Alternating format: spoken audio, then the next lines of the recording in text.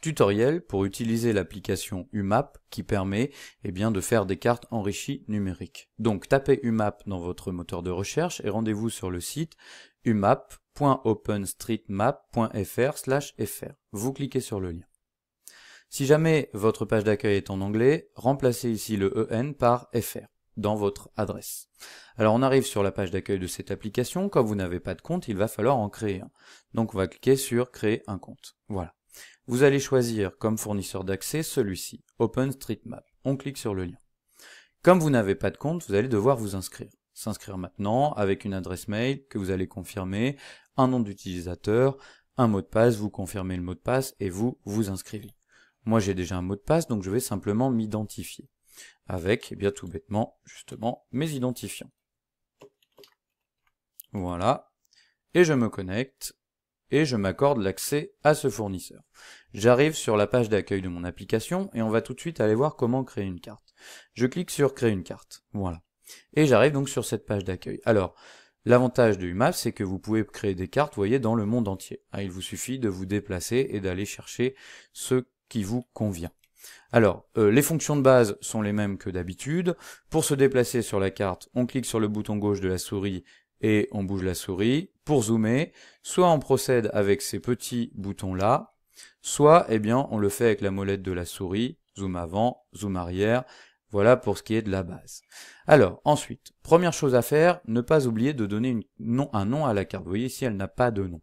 Donc je clique sur édition, et je vais lui donner un nom, et par exemple je vais décider de l'appeler, voilà, carte de Sainte historique. Voilà, et je fais enregistrer. Toujours faire enregistrer pour que les changements soient pris en compte. Enregistrer, voilà. La carte a bien été créée, je ferme. Ensuite, pour aller faire ma carte, soit vous vous déplacez et puis vous vous rendez à l'endroit qui vous intéresse, voilà. Soit vous avez une option de recherche ici. Vous cliquez sur la petite loupe, vous entrez ici le nom de la ville, voilà par exemple Sainte, voilà Sainte, Tarn en France, c'est ce qui m'intéresse, je clique. Et vous arrivez à l'endroit souhaité. Vous zoomez, vous dézoomez en fonction de ce que vous voulez voir. Voilà. Première chose à faire ensuite, choisir le fond de carte. C'est ici. Vous avez ici changer le fond de carte. On clique sur changer le fond de carte et voyez, on vous propose tout un tas de fonds de carte différents. Alors c'est à vous de les tester, c'est à vous de voir ce qui peut vous convenir ou pas.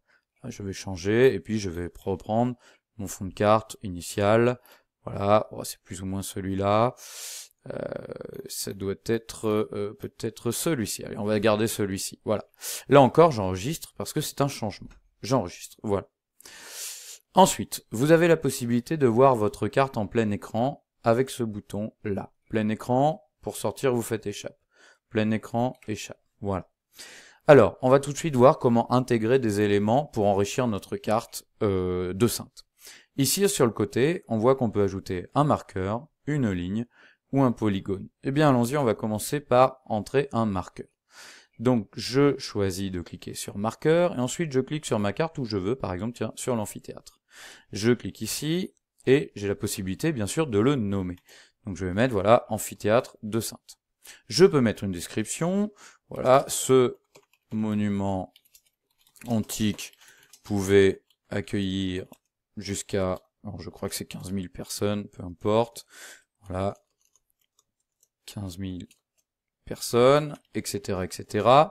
Et ensuite, vous avez des options. La propriété. Vous pouvez changer la couleur. On va passer par exemple en vert. Vous pouvez changer la forme de l'icône. Par exemple, vous pouvez mettre une goutte, ou une épingle, ou d'autres choses. Allez, je vais prendre la goutte. Vous pouvez mettre des icônes dans votre marqueur. Une tasse de café, ce qui n'est pas forcément très intéressant. Allez, on va mettre un petit drapeau. Et puis ensuite, vous avez la possibilité de faire des options d'interaction. Par exemple, vous pouvez décider d'afficher l'étiquette. L'étiquette, c'est la description que vous avez nommée là. Donc, afficher l'étiquette, vous voyez, elle s'affiche sur ma carte. Bien sûr, je peux revenir à tout moment sur cette décision. Je peux également décider, de mettre cette étiquette où je veux. À droite, en haut, à gauche. C'est parfois bien pratique sur une carte qui est très chargée pour la rendre plus lisible. Et puis, je peux décider, par exemple, de l'afficher en survol seulement. J'active, et voilà. Lorsque j'ai tout fait, je fais enregistrer. Pour voir ces changements, il faut, très important, désactiver l'édition. Vous voyez, c'est ici. Je clique sur désactiver l'édition, et là, je peux voir les changements opérés. Par exemple, lorsque je passe avec ma main sur mon marqueur, l'étiquette s'affiche. Amphithéâtre de Saintes. Voilà. Bien sûr, je peux décider de modifier ce marqueur à tout moment. Il me suffit de revenir dans le mode édition. Activer l'édition. Je clique sur mon marqueur, et je clique sur mode édition, et je peux tout changer. Tiens, par exemple, je décide que finalement, je veux pas une étiquette cliquable, je veux pas une étiquette visible seulement en survol, je veux qu'elle apparaisse tout le temps. Voilà. On va voir maintenant comment intégrer une image dans un marqueur. Alors, c'est un peu technique, tout est expliqué là, mais je vais vous l'expliquer directement. Par exemple, pour intégrer une image ici, je vais devoir mettre d'abord 2 accolades. Donc je clique sur Alt-GR sur mon clavier, et puis la touche 4, et ça me fait 2 accolades. Je vais ensuite chercher une image. Voilà, je tape Amphithéâtre de Saintes, je vais dans mes images, et par exemple, voilà, celle-là me convient bien. Je fais un clic droit, et je vais faire copier l'adresse de l'image. Copier l'adresse de l'image. Clic gauche pour copier. Je retourne dans mon UMAP, à côté de mon accolade, sans espace, sans rien, je vais faire un clic droit, et je colle. Et puis je vais fermer mes accolades. C'est un code si vous voulez. Je fais Alt-GR et avec le bouton plus, je ferme mes accolades. 2 accolades à la fin, 2 accolades au début, l'adresse de l'image au milieu. Et je fais enregistrer. Pour voir si les changements étaient pris en compte, je désactive l'édition. Et lorsque je vais sur mon marqueur, je clique, et bien voilà, j'ai tout. Le nom, sa description et une image. Voilà un premier exemple. On va voir maintenant comment mettre une ligne. Je clique sur dessiner une ligne et je vais donc tracer ma ligne tout simplement en cliquant à différents points. Un clic, un point, un clic, un point, un clic, un point, etc. Imaginons que j'identifie par exemple voilà les rues principales de Saintes. Pour terminer, un double clic. Voilà. Mon trait est marqué ici. Je peux d'ailleurs, vous voyez, le modifier, le déplacer. Je peux même, vous voyez, créer des tracés intermédiaires si je veux, avec ces petits carrés. Donc ça, c'est quand même bien pratique. Hein, on peut modifier ça à tout moment. Et ensuite, bah pareil, je vais lui donner un nom. Par exemple, je vais l'appeler rue principale. Voilà. Je vais mettre une description. Voilà, l'axe routier central de Saintes. Et puis, j'ai encore quelques propriétés. Je peux changer la couleur. Tiens, par exemple, on va mettre ça en rouge. Je peux changer l'opacité, plus ou moins opaque. Voilà. Et je peux jouer sur l'épaisseur que voici. Voilà. Là encore, si je veux, je peux rajouter une image. Il suffit que, eh bien, je mette mes 2 accolades, l'adresse de l'image au milieu, je ferme mes accolades, et voilà. Là, on va pas le faire, mais vous savez faire dorénavant. Et ensuite, eh bien, je vais enregistrer. Voilà, j'ai bien ici ma rue principale. Alors, on va voir maintenant comment intégrer cette fois un polygone. Un polygone, c'est-à-dire une zone. Je clique sur dessiner un polygone. Et je vais donc par exemple identifier voilà le centre-ville de Saintes. Allez hop, je clique, je clique, je clique, je clique, je clique, je clique. Et pour terminer, un double clic. Voilà, mon polygone est identifié. Pareil, je vais pouvoir lui donner un nom. Je vais l'appeler centre-ville de Saintes. Voilà. Vous voyez, c'est un travail que j'avais déjà en partie fait, donc il me propose déjà une partie de la description. Je mets ici voilà qu'il s'agit des quartiers historiques. Et puis, bah, là encore, j'ai quelques options de mise à jour. Par exemple, voilà, je vais passer dans un vert clair. Je vais décider de renforcer ou pas le trait avec son opacité. Je peux jouer sur l'épaisseur du trait. Je peux décider que ce trait s'affiche ou pas. Vous voyez, hein, il suffit, eh bien, de faire ceci. Voilà, j'affiche le trait ou pas. Je peux également afficher un remplissage ou pas. Voilà.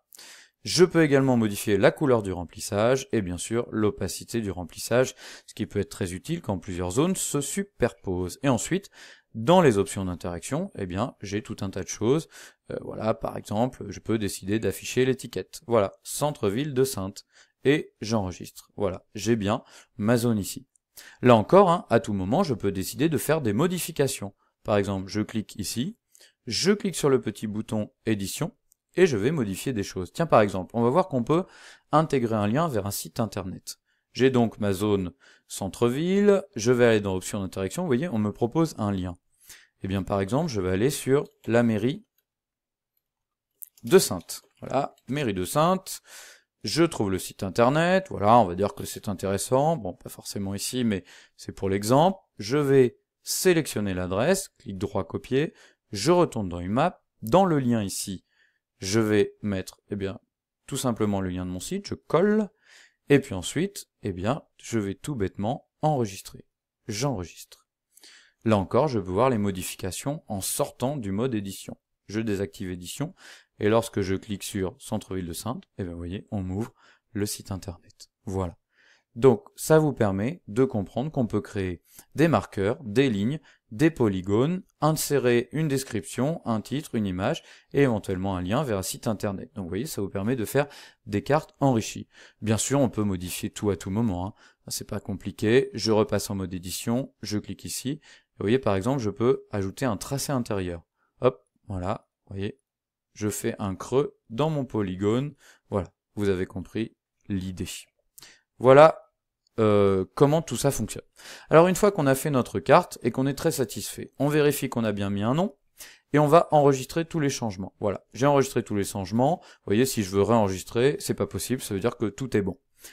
Pour partager cette carte ou la récupérer, chose un petit peu particulière, il va falloir sortir de l'éditeur. Il n'y a pas de bouton qui vous permet de faire ça, donc il faut faire une marche arrière dans votre navigateur. On revient en arrière, et puis on arrive ici.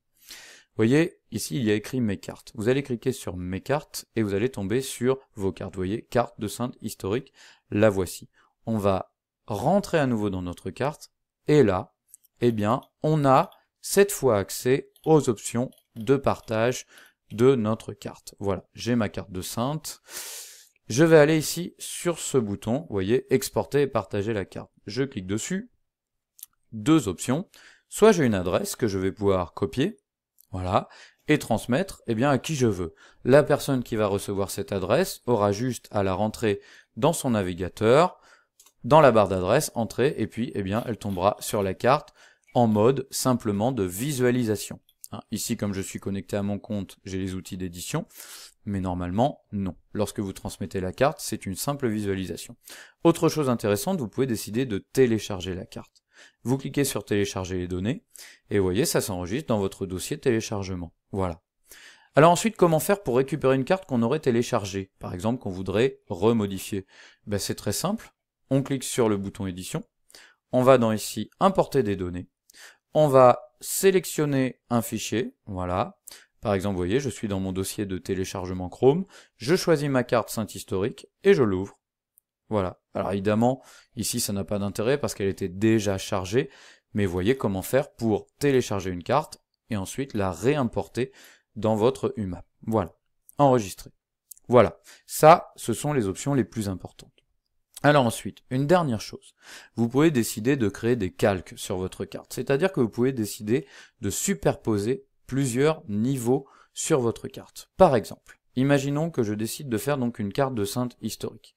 Alors là, par exemple, ça ne présente pas d'intérêt, je vais le supprimer. Voilà, tout ça devrait normalement partir à la poubelle. Voilà, ça c'est OK. Ah, il me l'a remodifié. Alors on recommence. Je retourne dans l'édition, je clique ici, je supprime, voilà, et puis je supprime aussi ça, et voilà, et j'enregistre.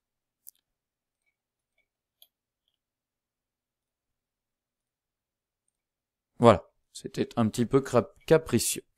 Voilà, alors ensuite, j'ai par exemple décidé de faire un calque sur le Saintes antique. Alors comment faire? Eh bien, je vais aller ici dans Gérer les calques. J'ai ici deux calques, alors je devrais en avoir qu'un seul.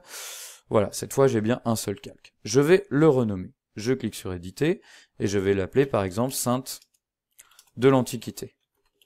Voilà, et j'enregistre. Donc tout ce qui est sur ce calque-là, c'est l'Antiquité. Je peux rajouter un autre marqueur, par exemple, je sais pas, par exemple, tiens, par ici, il y a les termes romains. Il y a des restes de termes romains, voilà, allez-y, termes romains. Et j'enregistre, voilà. Remarquez que j'ai tout mis dans Saintes Antiquité parce que je n'ai qu'un calque. Mais je vais en créer un deuxième. Je vais aller ici sur Gérer les calques et je vais ajouter un calque. Et par exemple, je vais décider de créer un Saintes médiéval. Je crée mon Saintes médiéval et je l'enregistre. Et par exemple, je vais mettre, tiens, une cathédrale. Voilà, par exemple, ici il y a Saint-Pierre. Je clique sur ajouter un marqueur, je clique sur Saint-Pierre, je mets donc qu'il s'agit de la cathédrale, et je choisis non pas Sainte Antiquité, mais Sainte Médiévale. Et j'enregistre. Ce qui fait que je peux voir différents niveaux. Regardez ici, dans la visualisation, je peux décider de voir simplement le sainte antique, ou le sainte médiéval, ou les deux en même temps. Voilà, ça vous permet d'avoir plusieurs niveaux de cartes. À vous de jouer.